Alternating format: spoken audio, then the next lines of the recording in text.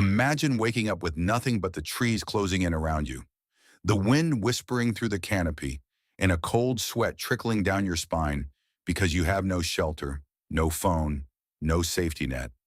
Just the raw pulse of the forest beating against your skin. I dropped every comfort I own and stepped into this untamed wilderness, armed with only a few essential items, to see if I could survive a full 24 hours on my own.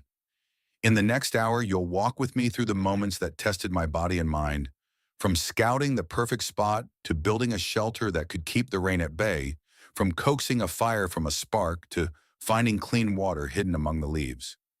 No GPS, no pre-made campsite, no rescue team waiting on the horizon, just me, the forest, and the basics that every survivor needs. If you've ever wondered what it truly feels like to be stripped down to the essentials, smash that like button now.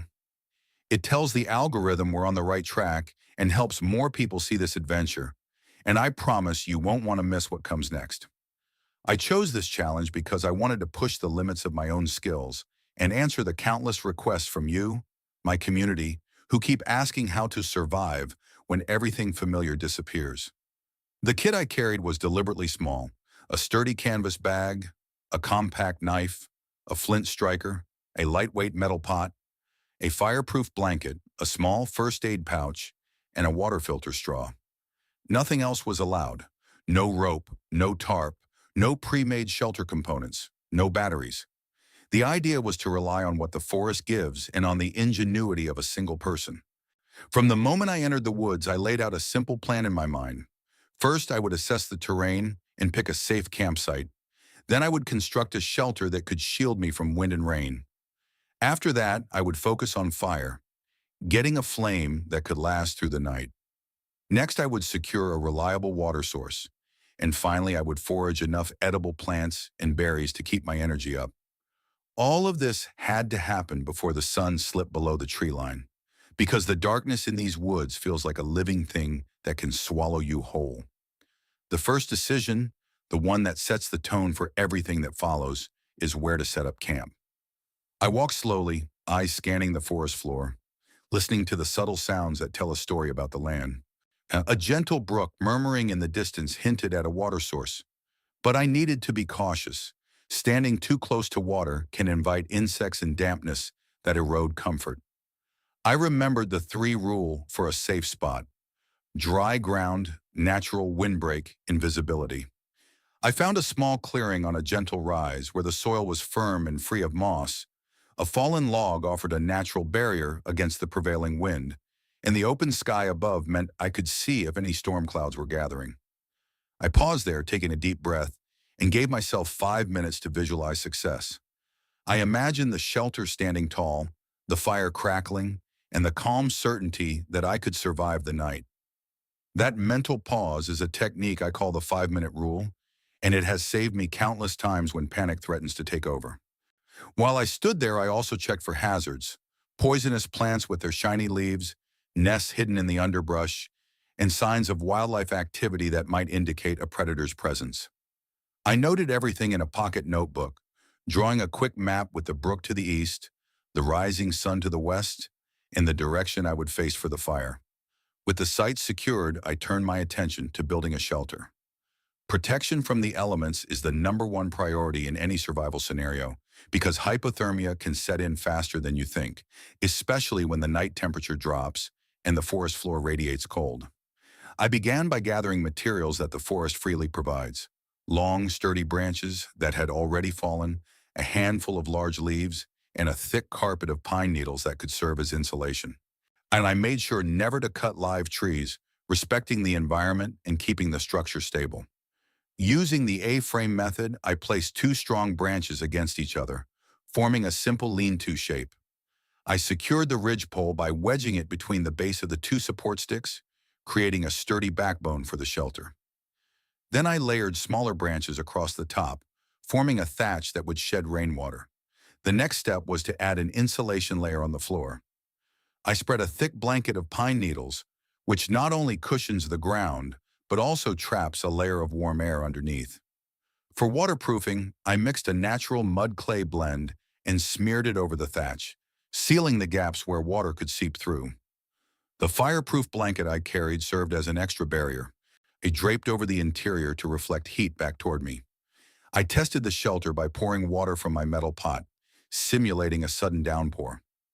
The water ran off the mud clay coating, and the pine needle floor stayed dry. I could feel the difference immediately.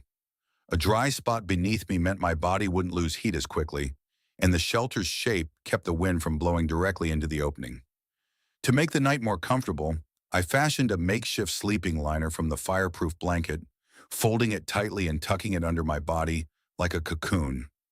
At this point, I'm sitting inside my lean-to, listening to the forest settle into dusk, feeling the first chill in the air. The shelter is holding up, but the real test is still ahead, building a fire that can survive the night. Before we move on, tell me what you think about the shelter design. Would you add anything different, or have you tried a similar method in your own adventures? Drop your thoughts in the comments. I really want to hear your perspective. Now that the shelter is ready, the next critical step is fire. A reliable flame provides warmth, a way to signal for help, and the means to purify water and cook food. I'll walk you through the process of creating a spark with just a flint striker and a piece of dry tinder, arranging a teepee-style fire pit that protects the flame from wind, and maintaining a slow-burning base that can last through the coldest hours. Remember, fire is more than heat.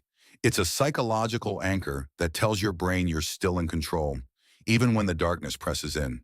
If this is blowing your mind and you feel the excitement building, hit that subscribe button and let's keep exploring together.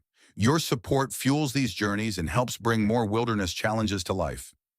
As the sun dips lower, I gather a handful of dry bark and shredded twigs, placing them neatly in the center of my shelter's opening. I strike the flint, sending a bright spark onto the tinder, and watch as a tiny ember catches.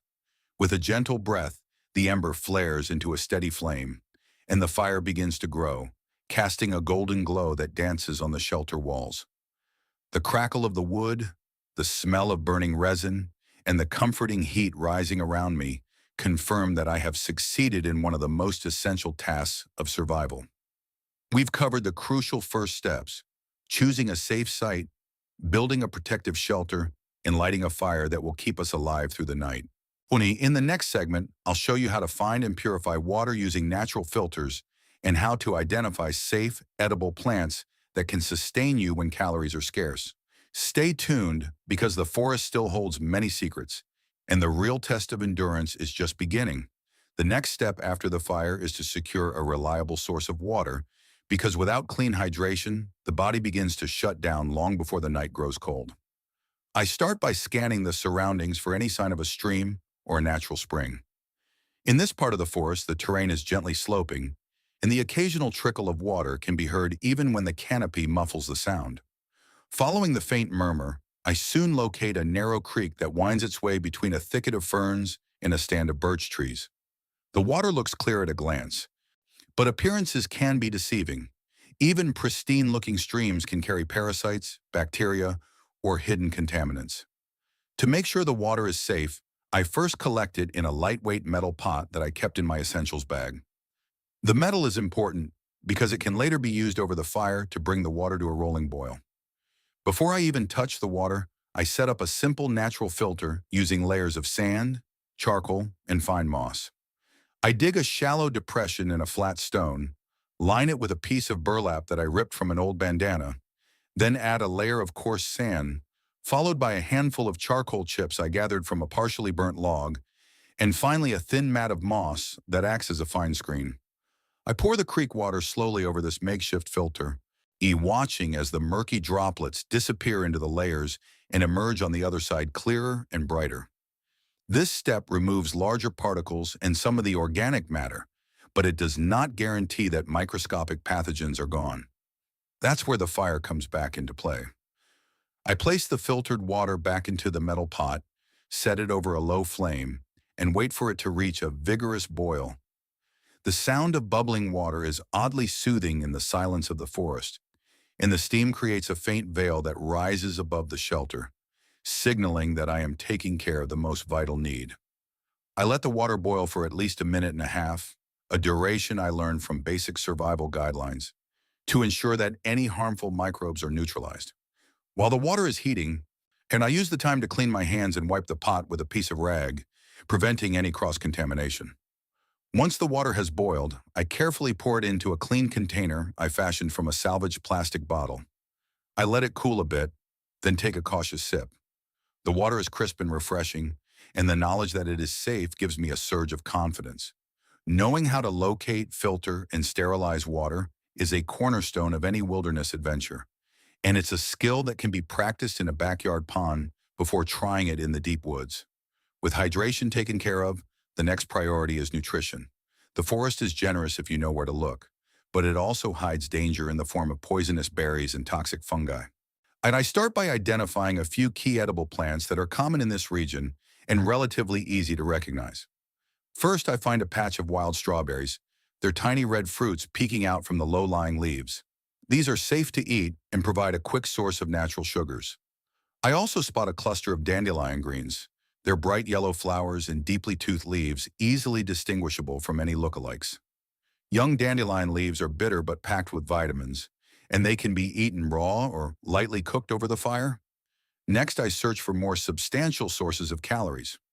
I come across a stand of hazelnut trees, their gnarled trunks supporting clusters of smooth brown shells that protect the nutrient-dense nuts inside. Using a small pocket knife from my kit, I crack open a few shells, revealing the buttery kernels. The hazelnuts are excellent for sustained energy and also provide healthy fats that help keep the body warm during the night. For protein, I turn my attention to the small game that may be present. I set a simple pitfall trap using a shallow depression covered with a thin layer of leaves and a lightweight branch balanced as a trigger. The trap is designed to capture unsuspecting rodents without causing unnecessary harm. I place a few pieces of dried meat as bait, something I packed in a vacuum-sealed pouch for emergencies. After setting the trap, I move back to the fire and keep an eye on the pit, noting that patience is a virtue in the wilderness. While waiting, I also look for insects that can be a quick protein boost.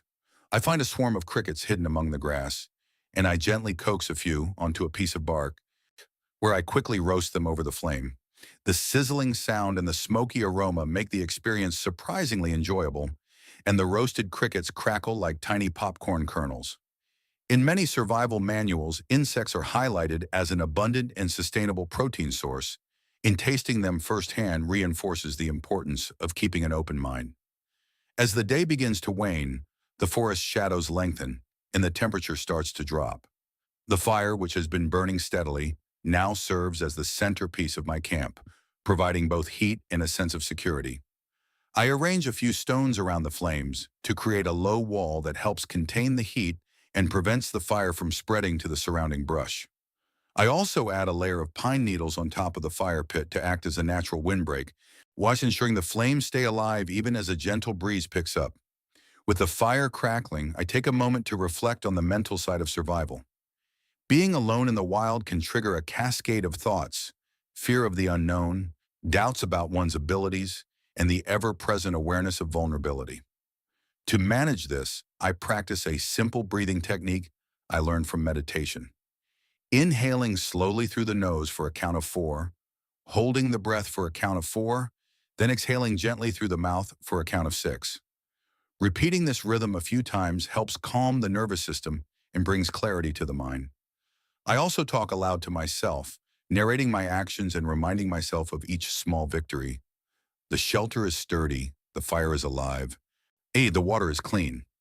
This self-talk creates a positive feedback loop that reinforces confidence. As darkness settles fully, the forest comes alive with sounds: crickets chirping, an owl hooting in the distance, and the occasional rustle of a small animal moving through the underbrush. The firelight casts dancing shadows on the walls of my lean-to, turning the interior into a living canvas of flickering shapes. I pull my sleeping bag inside, wrap the emergency blanket around me, and settle onto the insulated ground pad I laid earlier. The warmth from the fire radiates through the shelter's walls, keeping the chill at bay. Before drifting off, I take a final inventory of my supplies. My essentials bag still contains the flint striker, the metal pot, a small first aid kit, a pocket knife, and a compact tarp. The fire has consumed most of the dry tinder I gathered, but I have a few spare pine needles stored in a waterproof pouch for the morning. My water pot is half full, and I have a few hazelnuts left for a quick snack before sunrise. Knowing that I have enough resources to last through the night gives me peace of mind. The night passes relatively uneventfully. The fire continues to burn low, providing a steady glow that keeps the darkness at a manageable distance.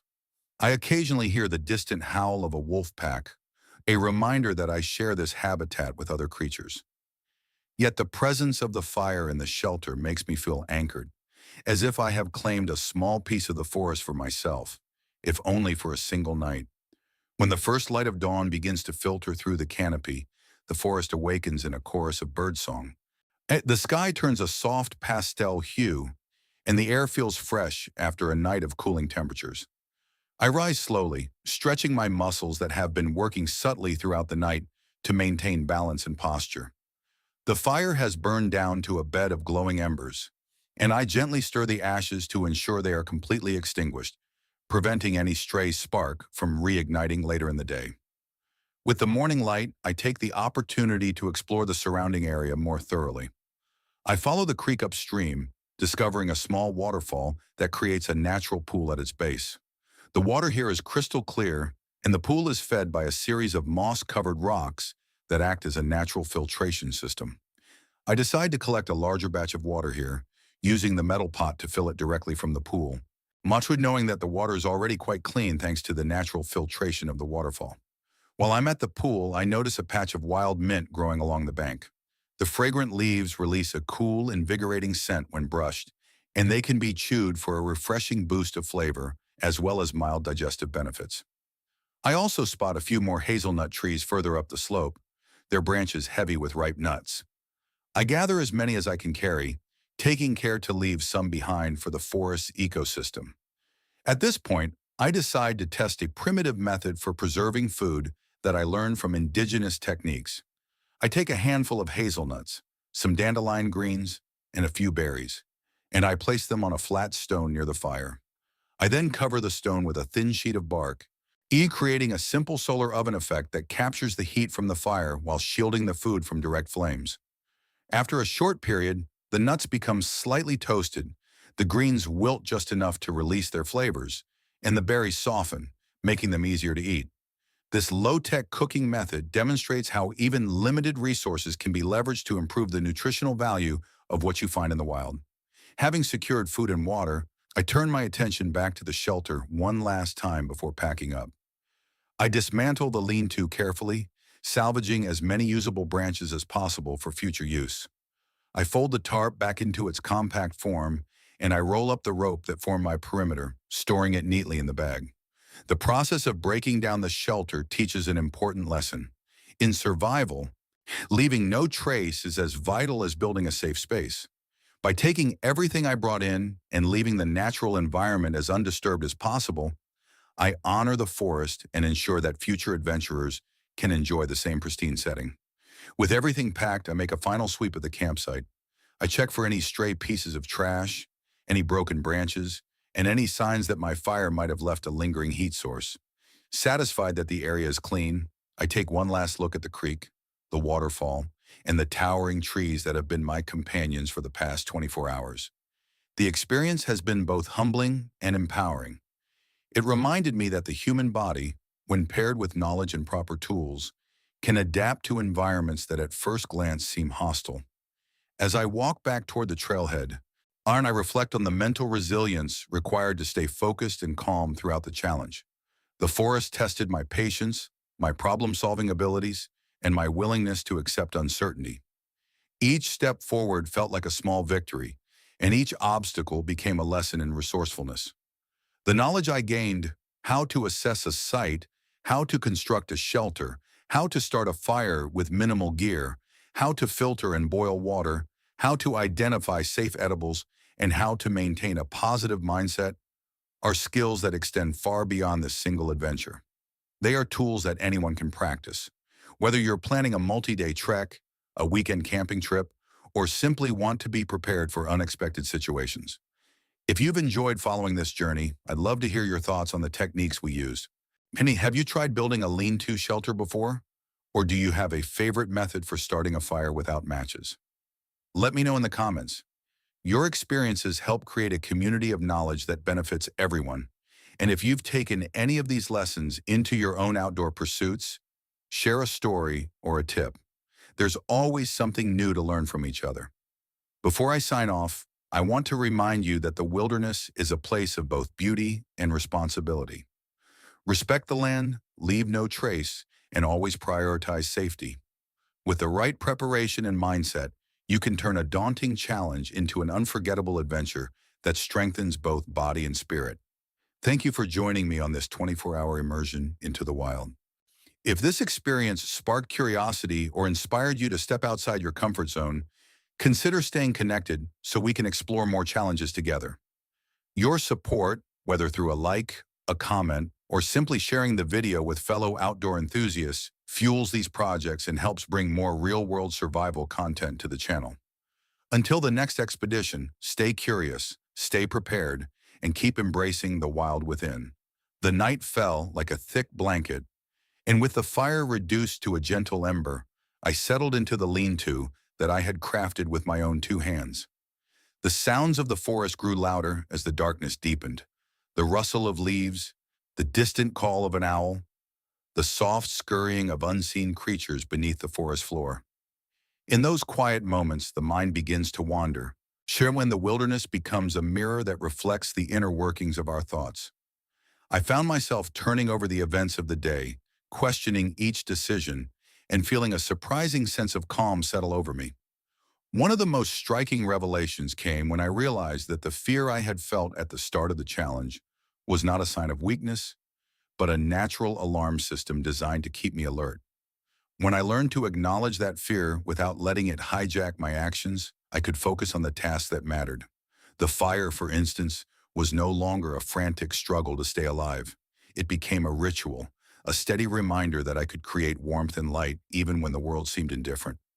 I took a moment to watch the flames dance, to listen to the crackle, and to let the heat seep into my bones. That simple act of mindfulness reminded me that survival is as much about mental presence as it is about physical skill. I also thought about the importance of adaptability.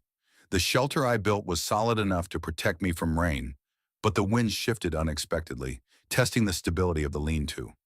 By reinforcing the back wall with a few extra branches and securing the ridgepole more tightly, I turned a potential failure into an improvement. The forest does not give us the luxury of a second chance. It demands that we learn quickly and adjust on the fly. That lesson resonates far beyond the woods. In everyday life, whether we are navigating a demanding work project, dealing with a personal setback, or simply trying to maintain a healthy routine, the ability to pivot, to reassess, and to reinforce our foundations is essential. When the temperature dropped further, I remembered the layer of pine needles I had spread beneath my sleeping area. The insulation was modest, but it proved sufficient to keep the chill at bay. I wrapped the emergency blanket around myself, feeling the thin, reflective material trap a fraction of body heat. The combination of natural insulation and a small amount of synthetic aid highlighted a core principle. The best survival strategy often blends what the environment provides with minimal, well-chosen tools. Over-reliance on gear can create a false sense of security, while complete dependence on primitive methods can leave us vulnerable. Striking a balance allows us to stay resilient in a range of scenarios. As the night stretched on, I took the opportunity to test my water purification setup again. I had collected a small stream of water earlier in the day, filtered it through a makeshift sand and charcoal filter, and then boiled it over the fire. The process was labor-intensive, but it reinforced a habit that could mean the difference between life and illness. I tasted the cooled water, and the pure, crisp flavor reminded me of the value of patience. In a survival situation, haste often leads to mistakes. Slowing down to verify that our water is safe, that our shelter is secure, and that our fire is under control is an investment in long-term survivability. While I rested, I reflected on the flora I had encountered. The berries I had gathered were sweet, but I had taken care to verify that they were not the poisonous varieties that share a similar hue. And I recalled a simple mnemonic I had learned in a previous wilderness course. Red berries are often safe, but not always. Black or white can be deadly. by cross-checking with leaf shape, plant height, and the presence of thorns. I built a mental checklist that helped me avoid a potentially dangerous mistake. This process of observation, verification, and cautious consumption is a habit that can be applied to any new knowledge area. When faced with unfamiliar information, taking the time to confirm its reliability prevents costly errors. The mental fortitude required to stay composed throughout the night was perhaps the most profound challenge. The mind can become a battleground of doubts, especially when the darkness seems endless and the forest noises feel ominous. I practiced a breathing technique I had learned from a meditation guide, inhaling slowly through the nose for a count of 4, holding the breath for a count of 4, exhaling gently for a count of 6, and pausing before the next inhale. This rhythm anchored my thoughts, reduced the racing of my heart, and allowed me to focus on the present moment. It was a reminder that the tools we carry in our heads can be just as vital as the tools we carry in our packs. When dawn finally broke, the forest was awash in a soft, golden light that filtered through the canopy. The fire's embers glowed faintly before fading completely, and the dew on the leaves shimmered like tiny diamonds. I felt a surge of accomplishment, not just because I had survived 24 hours, but because I had learned to read the environment, to trust my instincts, and to remain adaptable under pressure. The experience taught me that survival is an ongoing conversation between the individual and the landscape, a dialogue that requires listening, responding, and sometimes simply observing in silence. Now that the challenge is over, I want to emphasize a few key takeaways that can help anyone who wishes to venture into the wild, whether for a short hike or a more extended expedition. First, always conduct a thorough site assessment before setting up camp. Look for natural windbreaks, avoid low-lying areas that can collect water, and choose a spot that offers clear lines of sight for both safety and navigation. Second, construct a shelter that utilizes the resources at hand, but also respects the environment. Use fallen branches rather than cutting live trees, and leave the area as you found it once you depart. Third, master fire-starting techniques that do not rely solely on modern lighters.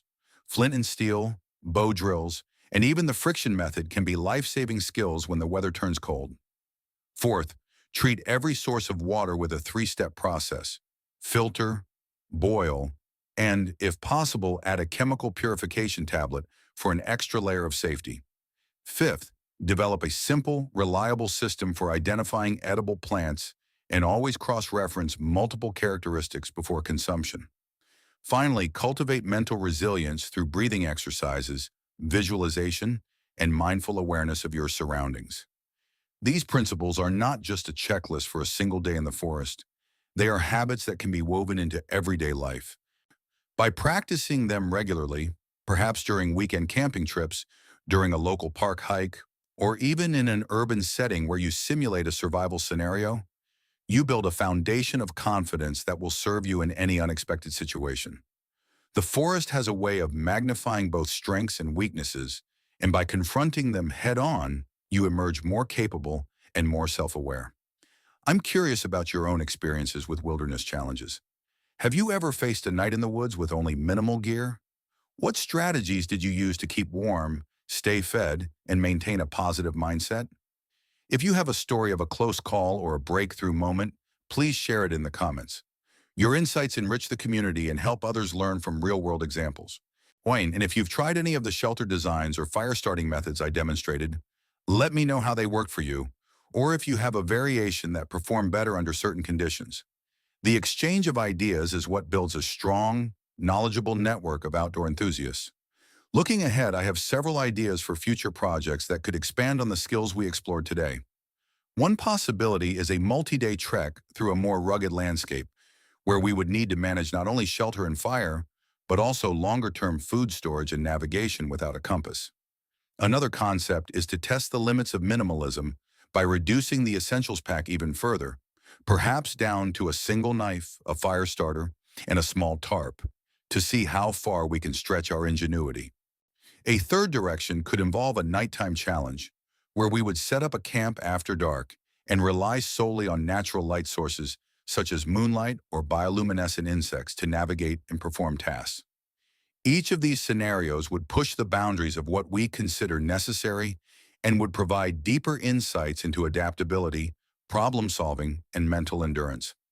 If any of those ideas resonate with you, or if you have suggestions for other challenges you'd like to see tackled, feel free to drop a comment below. Your feedback guides the direction of the channel and ensures that the content remains relevant and engaging for the community.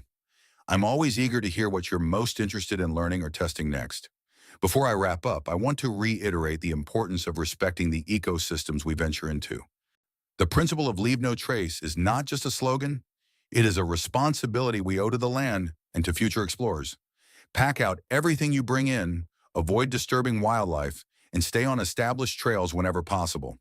By minimizing our footprint, we preserve the natural beauty and integrity of these spaces for generations to come. As we close this chapter, I hope the journey we shared today has sparked a curiosity within you, a desire to step outside comfort zones, to learn new skills, and to embrace the unpredictable rhythm of nature.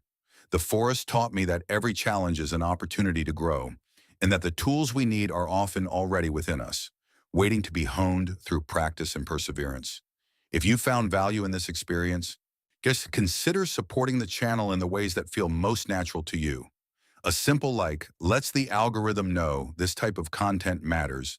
A comment adds to the collective wisdom we're building together, and sharing the video helps more people discover the joy of learning survival skills.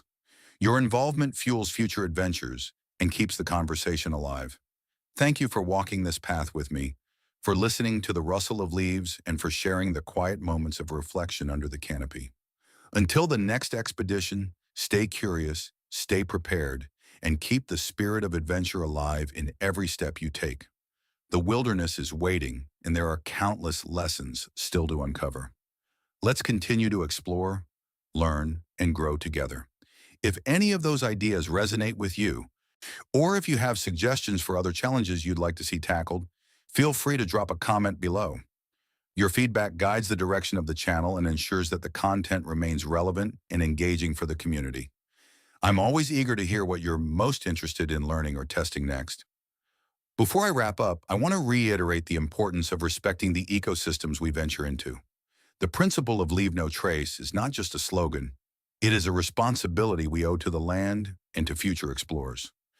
Pack out everything you bring in, avoid disturbing wildlife, and stay on established trails whenever possible.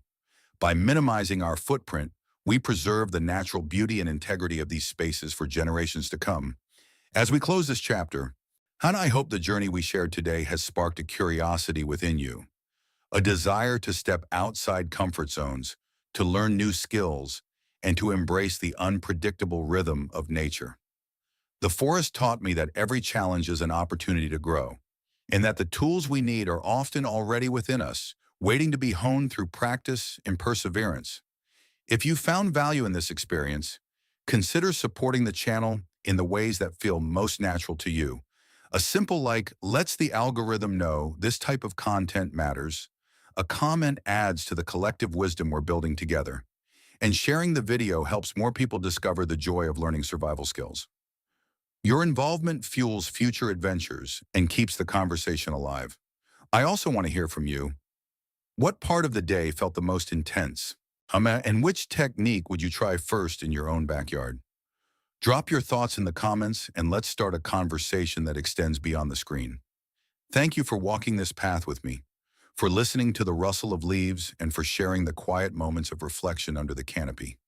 Until the next expedition, stay curious, stay prepared, and keep the spirit of adventure alive in every step you take. The wilderness is waiting, and there are countless lessons still to uncover. Let's continue to explore, learn, and grow together. If you haven't already, hit that subscribe button so you won't miss the next challenge, and tap the notification bell to be the first to know when a new adventure drops. Your support means the world and turns these solitary treks into shared experiences for a whole community. See you out there.